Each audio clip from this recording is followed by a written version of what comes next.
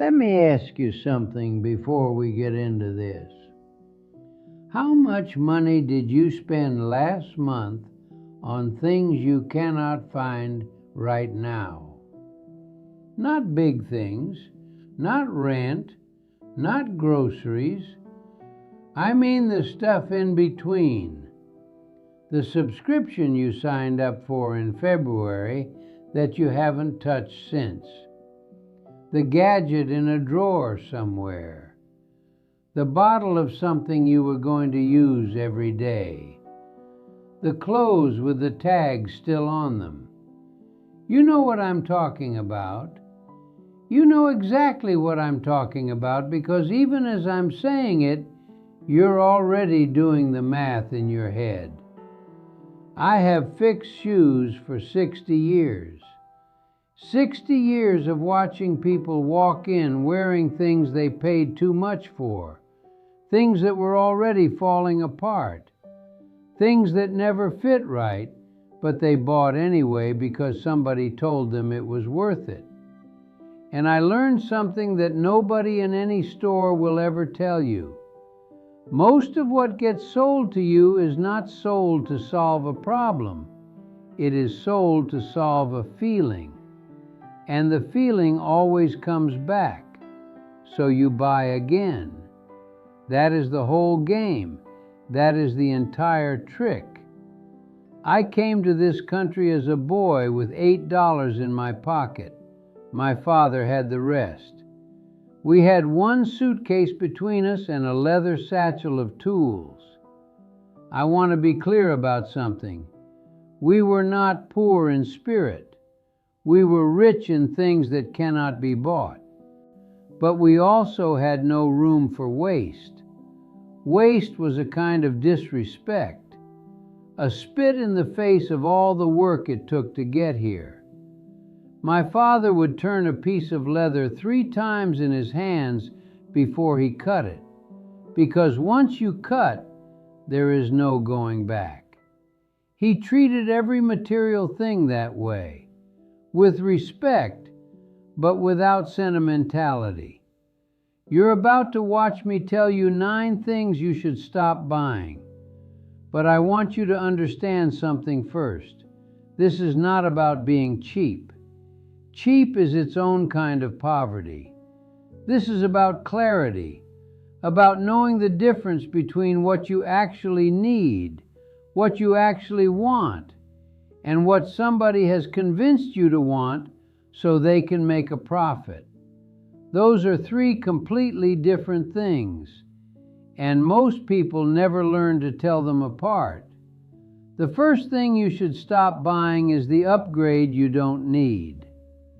In 1987, I bought a sewing machine to help with leather work at the shop. Beautiful machine. German made, solid as a tank. It worked perfectly for 12 years. In 1999, the salesman comes around. They always come around. And he tells me there's a new model, computerized, does things automatically. I could produce twice the work in half the time. I bought it. Do you want to know what happened? I spent 6 months learning a machine that did things I never asked it to do. And then I spent 4 months fixing problems the old machine never had. I gave away a 12-year-old machine that still worked perfectly and replaced it with something that needed 3 service calls in 2 years. The thing you have right now, the phone, the car, the kitchen appliance, if it does what you need it to do, it is worth more than the newest version of itself. You are paying a premium not for better performance, you are paying a premium for the feeling of being current, and that feeling lasts about a week, maybe 2. Then it becomes ordinary, and you start looking at the next thing. Before you upgrade anything, ask yourself this one question. What specifically cannot I do right now that I need to be able to do? Not want, need. If the answer takes you more than 30 seconds to come up with, you don't need the upgrade. The second thing is extended warranties on things that are already low quality. Here's a sentence I want you to put somewhere you will see it. If something needs a warranty to feel like a safe purchase, it is not a safe purchase. A good product stands behind itself. I made shoes for 60 years, and I never sold a pair with a warranty because I never needed to. The work was the warranty. If something went wrong, and sometimes things went wrong, I am not perfect. I fixed it, no argument, no paperwork, because my name was on the work. The extended warranty business exists because manufacturers know their products will fail on schedule. They have done the math. They know exactly when the thing breaks, and they price the warranty accordingly. They are selling you insurance on a bet they have already won. Now here is the other side of this, and I want to be honest with you, because being honest is the only reason to talk at all. There are exceptions. Medical equipment, a refrigerator that holds everything in your house, a specific appliance where the repair cost genuinely rivals the replacement cost. Use judgment. But when the checkout person is trained to push a warranty on a $40 item, run. The money you spend on warranties for cheap things over a lifetime, add it up. Put it in a piece of paper. It will make you sick. The third thing, status purchases you cannot truly afford. I want to be careful here, because this is the one that makes people defensive. I am not telling you not to have nice things. I have nice things. I have a pair of shoes I made myself in 1964 that I still wear to Mass. They are beautiful. They have lasted 60 years. They were an investment. But I watched something happen in this neighborhood over the decades that I still think about. Young men, good men, smart men, buying cars on payments that were 30, 40% of what they made each month, wearing suits for jobs that didn't require suits, the watch, the bag, the brand name on the jacket, and always, the people they were trying to impress either didn't notice or noticed and didn't care in the way being hoped for, or were also in debt pretending not to be. Status is not carried in objects. Status is the way you walk into a room. It is the way you treat people who cannot do anything for you. It is what comes out of your mouth when the pressure is on. My Gloria, God rest her, grew up with very little, and she had more dignity in her little finger than anyone I've ever met. She wore the same coat for 11 years. That coat was impeccable. She was impeccable. Nobody who met her was thinking about the coat. Before you buy something to signal something to other people, ask yourself, which specific person am I trying to impress? And would I want their admiration if they knew how I got it? That question has saved me more money than any budget. Fourth thing, things bought out of guilt. This one is quiet. This one is sneaky. This is the category nobody puts in their spending list, but it is enormous. The gift you buy because you forgot a birthday and now you are overcompensating. The toy for the kid because you missed the recital. The dinner out because you said something harsh and you do not know how to say the actual words. The donation made to feel better about something you have not actually changed. I am not saying don't give gifts. I am saying the most expensive gifts I ever gave in my life were the ones that were really about me, not the person receiving them. My son Enzo Jr. did not need the fishing rod I bought him in 1972 to make up for working too much that summer. He needed his father to show up for a Saturday. One Saturday.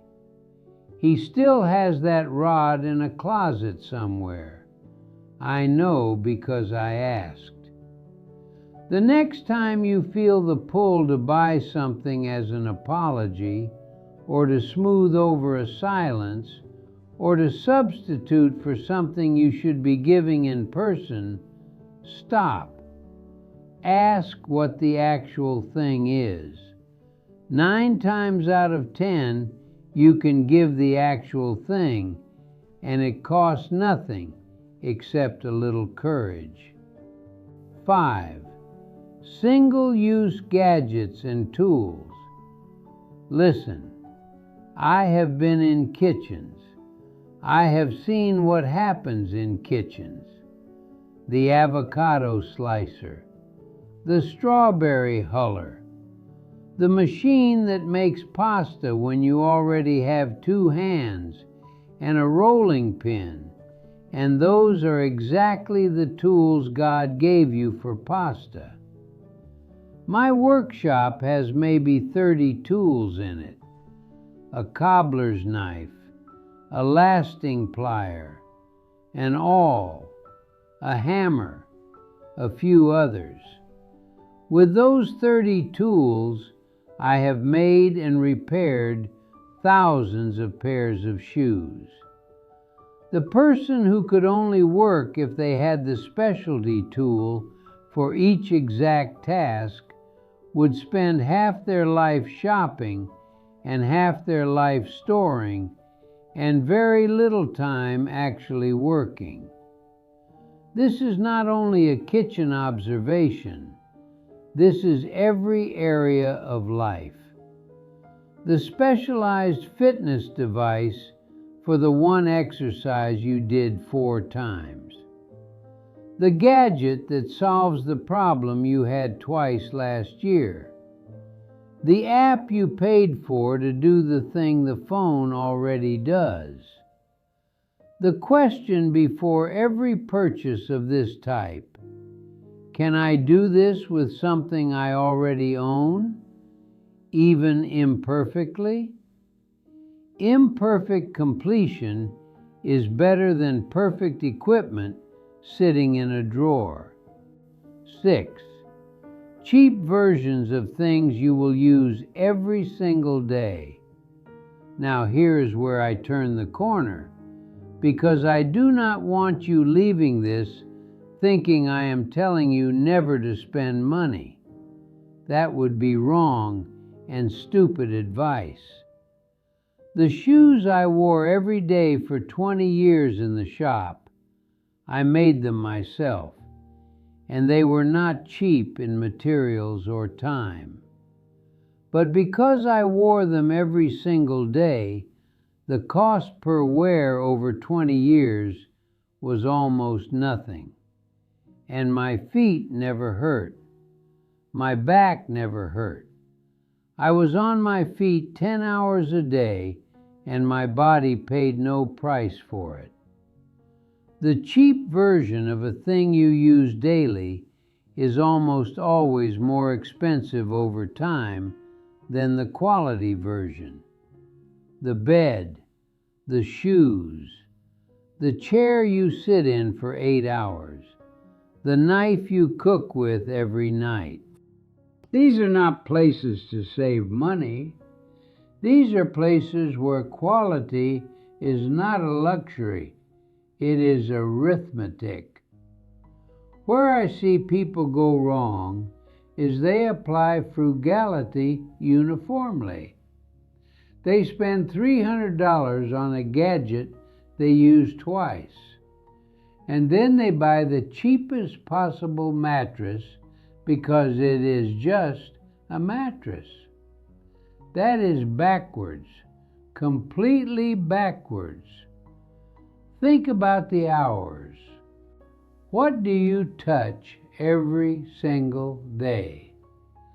What do you use every week? That is where quality spending makes sense. Everything else, buy simple. 7. Things bought to fill a bad feeling. I know what this looks like. A Thursday afternoon, something went wrong, and you are on a website and you have 5 things in a cart and you are not thinking about any of them. You are thinking about the thing that happened at work, or the conversation that did not go well, or the hollow feeling that arrives sometimes without a reason you can name. Retail therapy. They gave it a name to make it sound harmless. It is not harmless. Not because spending money is the worst thing. It is not. But because it never actually treats the bad feeling. It covers it for a few hours. Then the packages arrive and the feeling is still there. And now you also have things you do not want. I am going to tell you what I did in 1951 when I could have spent every day of my life in a dark room. I made things. I worked with my hands, not to produce something, not to sell anything, just to feel the leather, to make something from nothing, to prove to myself that I could still create even when I felt like I was crumbling. It cost almost nothing, and it was the only thing that actually helped. When you feel the urge to spend because you feel bad, replace it with something physical. Cook something. Build something. Fix something.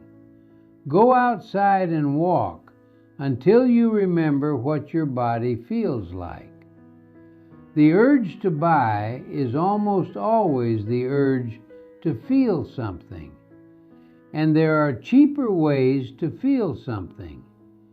If the hollow feeling keeps coming back, not just sometimes, but always, in waves, buy nothing until you talk to someone, a professional, a real conversation.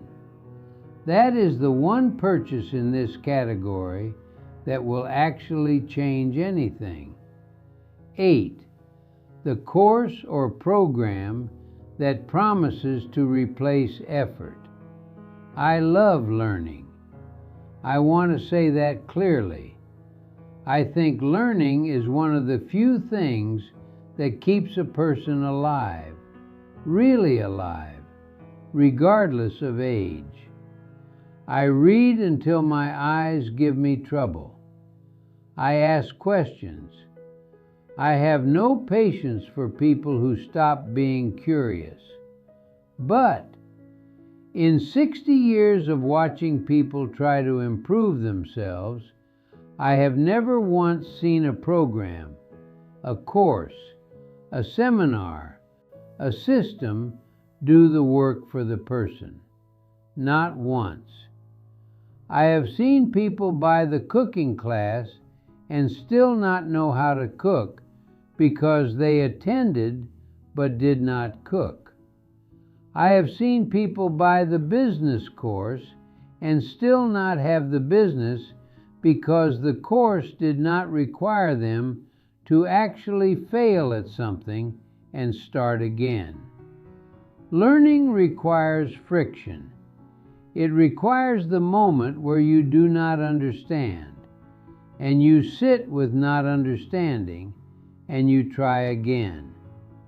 You cannot purchase your way around that moment.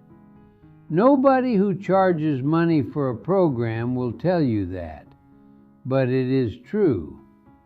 Before you buy any educational product, ask what the thing is asking you to practice. If the answer is mostly watching and listening, it will not change your skill. Information is not skill. Practice is skill. You can get information free in a library or on a screen. What you cannot get free is the reputation of a teacher who will demand you actually do the thing. Find a person who does the thing. Watch them. Ask questions. Do it badly. Do it again. That is the whole system, and it has worked for 10,000 years. 9. A future version of your life that you haven't decided to actually live. This is the hardest one, and I have saved it for last because I need you to be paying attention. The gym equipment bought because someday you'll use it every morning. The ingredients for the hobby you haven't started yet. The supplies for the house you'll fix up when you have more time. The clothes for the body you'll have after the diet. The tools for the business you'll start next year. I understand why people buy these things. There is something in a purchase that feels like commitment. Like if you spend the money, the future becomes real. Like the equipment in the corner is a promise you made to yourself. But here's what I have learned about promises. The ones that hold are the ones made at the moment of action, not the moment of shopping. The commitment is not buying the running shoes. The commitment is putting them on at 6 in the morning when you don't feel like it. The purchase is a fantasy. The action is a real thing. I am going to be honest with you about something personal. When I was in my 70s, 70, maybe 72, I bought wood and tools to build a workbench in my back room.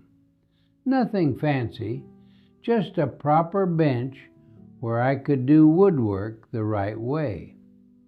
Something I'd thought about for years. I had the wood for almost 4 years before I built it. 4 years of stepping around it. 4 years of it being a judgment in my back room. When I finally built it, it took me 3 weekends. It is a good bench. But I spent 4 years with the material for a thing I hadn't yet decided to do. And those 4 years, the bench existed in my mind as a failure instead of as a future. If you want to change your life, decide first. Then buy only what you need for the first step. Not the whole vision, the first step. If the first step goes well, take the second step. Buy what the second step needs. A life is not built in one purchase.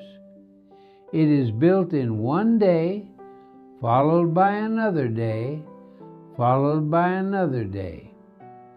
Nobody arrives at who they wanted to be all at once.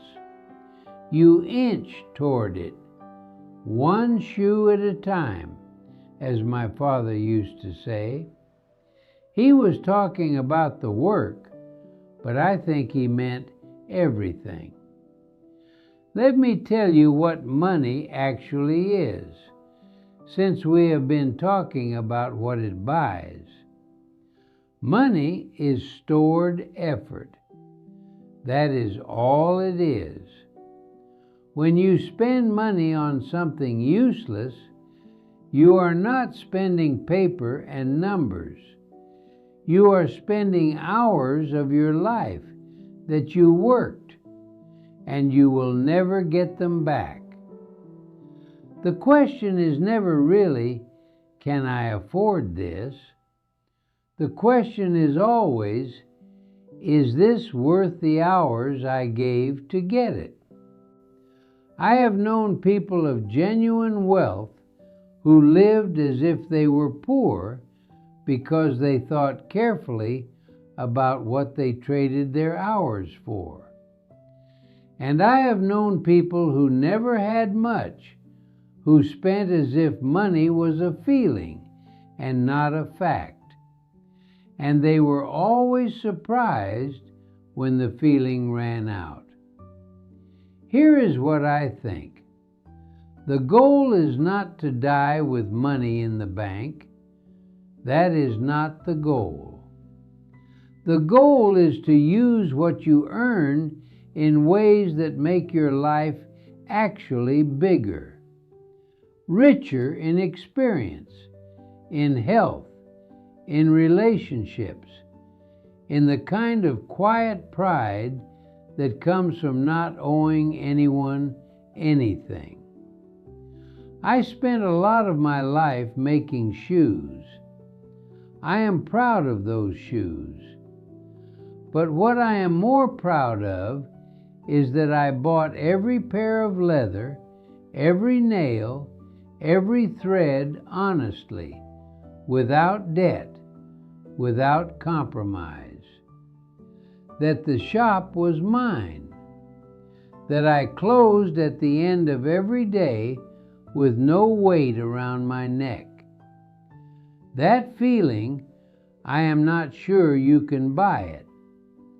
But you can stop buying the things that prevent it. How old am I? Let me just say I have seen enough decades to know that the people who figured this out early, in their 30s, their 40s, those people had a different life than the people who figured it out late. Not a perfect life, but a life with room in it. Room to breathe, room to be generous, room to take a chance on something because they hadn't already spent the chance. You still have time. Whatever your age is, you have time. But not unlimited time. That I can promise you. Make this the week you go through the subscriptions. The week you look in the drawers and closets and add up what you paid for the things collecting dust. Not to punish yourself, just to see clearly. Because clarity is the beginning of everything good. My father used to turn the leather 3 times before he cut. He wasn't slow, he was deliberate. There is a difference. Be deliberate with what you spend your hours on. You only get so many of them.